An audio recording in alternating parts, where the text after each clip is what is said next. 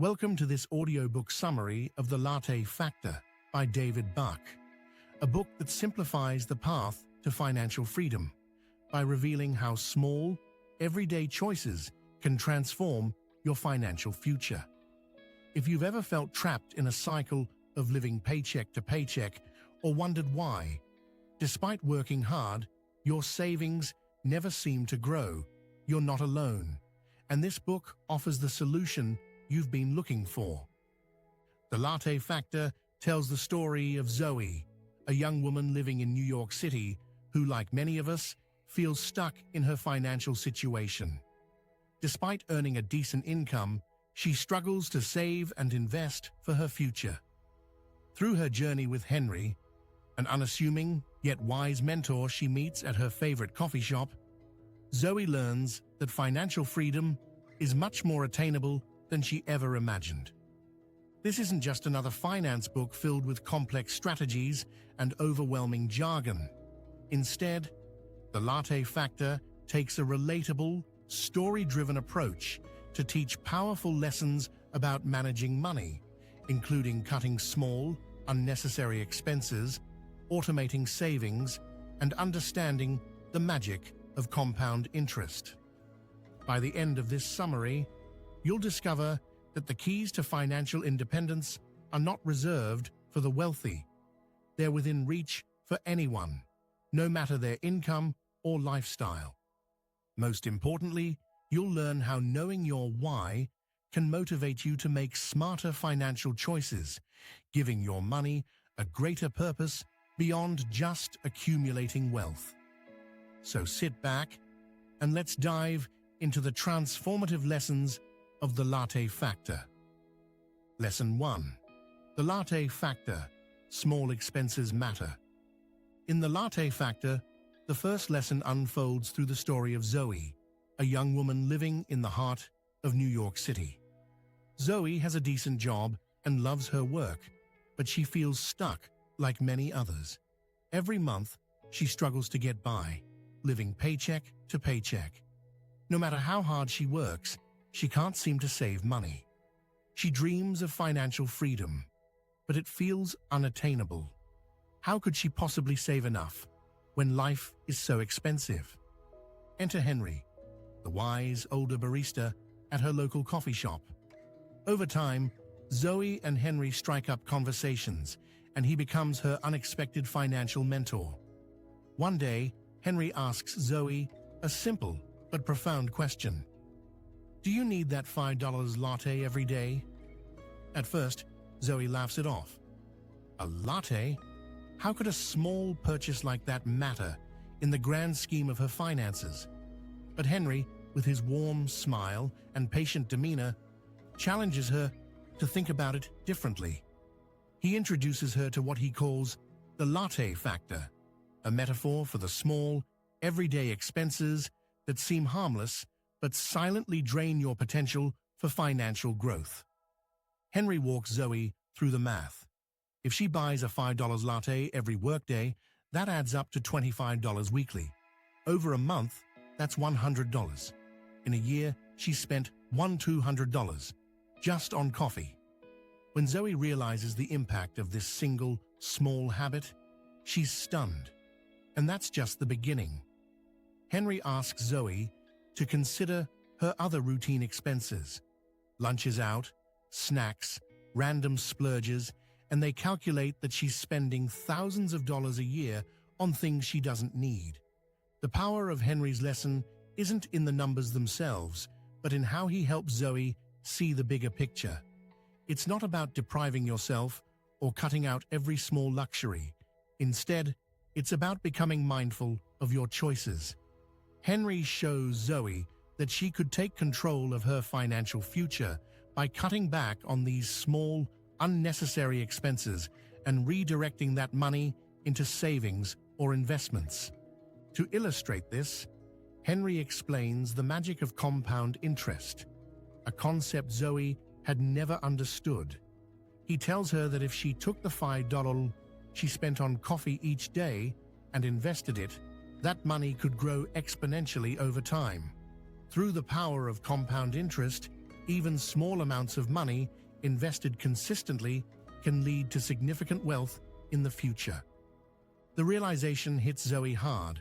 Her financial struggles aren't because she doesn't make enough money, but because she's not intentional with what she does have. Henry's lesson transforms the way Zoe views her finances. She learns that by cutting out these small, unnecessary expenses, her personal latte factor, and investing that money, she could achieve the financial freedom she's always dreamed of. The second lesson is perhaps one of the most transformative. Pay yourself first.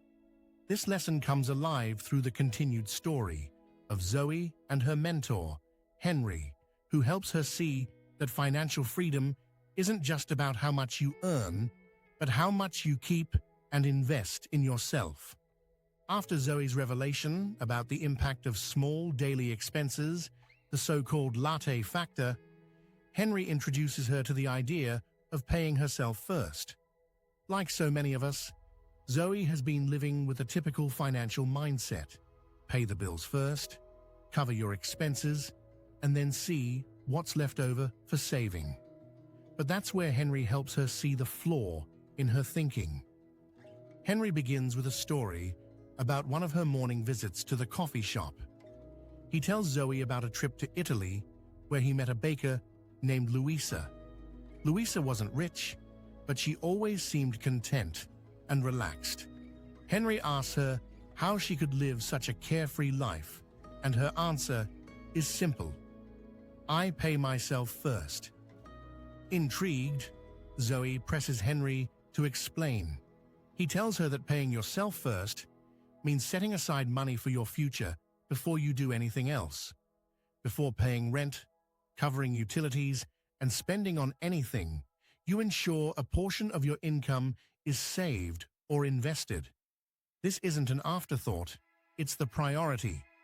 Henry suggests that Zoe start small, saving 10% of her income.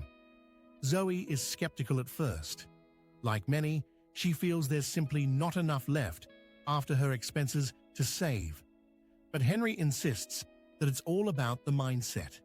Instead of thinking that you save with what's left, flip the script, save first, and then live on the rest. To show Zoe how impactful this shift can be, Henry challenges her. He asks her to open a savings account and automate the process, automatically transferring 10% of her paycheck into this account. You won't even notice it's gone, he assures her.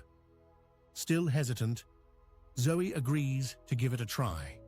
A few weeks later, she's shocked to realize Henry was right. She doesn't miss the money she's saving. Her automated system makes it effortless. Every month, her savings grow without her even thinking about it. Henry explains that paying yourself first is more than money. It's about putting your future first. It's a shift in priorities. When prioritizing saving and investing, you tell yourself that your financial future matters more than immediate, fleeting expenses. It's about building security and ultimately economic freedom. By the end of their conversation, Zoe is no longer just hoping she'll save money. She's doing it. The automated system Henry encouraged her to set up ensures that she's consistently saving and investing in herself, no matter what. The lesson of paying yourself first is clear. It's not about how much money you make, but how you manage what you have. Committing to saving first, even in small amounts, lays the foundation for long-term financial success and independence. Lesson 3: The power of compound interest. The third lesson introduces Zoe and us to one of the most potent forces in personal finance: compound interest. This concept can turn small, consistent investments into significant wealth over time. Through engaging storytelling, this lesson helps Zoe understand how money can grow exponentially with the right strategy and time. The story picks up with Zoe, still on her journey toward financial independence. She's already begun to make changes by cutting unnecessary expenses and paying herself first, but she's curious about how her savings can grow into something bigger. That's when Henry, her mentor, reveals the magic of compound interest. Henry asks Zoe a simple question. Do you know what the most powerful force in the universe is? Puzzled, Zoe gives a few guesses. Money, power, love. But Henry shakes his head. He grins and answers, compound interest. Seeing Zoe's confusion, Henry explains it with a story. He asks Zoe to imagine two young people. One starts saving and investing $5 a day at 25, while the other waits until 35 to begin. The first person invests 40 years and the second 30 years. The result? Despite investing the same amount daily, the one who started earlier ends up with nearly double the amount by retirement, all thanks to compound interest. This is because when you invest money, you earn interest on the initial amount and on the interest that accumulates. Over time, this creates a snowball effect, where your investments grow faster and faster. The earlier you start, the more time your money has to grow, and the less you need to invest to achieve substantial returns. Henry gives Zoe a clear example of how this works. If she invests just $5 a day, what she used to spend on lattes over 30 years, assuming a 7% average return, she could accumulate over $200,000 by the time she retires. Zoe is stunned. She can't believe that such a small daily amount could turn into something so significant over time. This lesson changes Zoe's perspective. She begins to see that the key to financial success isn't just about earning more. It's about giving her money the time and opportunity to grow. The sooner she starts investing, the more powerful compound interest becomes. But Henry also ensures Zoe understands an integral part of the equation: patience. Compound interest works best when you leave your money invested for the long term. It's not about quick returns or getting rich overnight. It's about allowing your money to grow steadily, like a snowball rolling downhill, gaining momentum. By the end of their conversation, Zoe is inspired. She's no longer just saving money. She's investing it with a clear goal, harnessing the power of compound interest and letting time work its magic. The lesson is clear. Starting early and being consistent with investing is the key to building wealth. When invested regularly and left to grow over time, even small amounts can become a substantial financial cushion. Lesson 4. Financial freedom is within reach.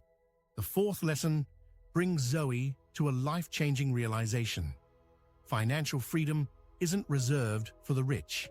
It's possible for anyone. This lesson, beautifully woven into the narrative, helps Zoe understand that by making simple, consistent choices, she can build a future of financial independence. And it's closer than she ever thought. Zoe feels more hopeful after learning about the Latte Factor, paying herself first, and the power of compound interest. However, there's still a lingering doubt. She wonders if financial freedom is possible for someone like her who doesn't make a huge salary or has wealthy connections.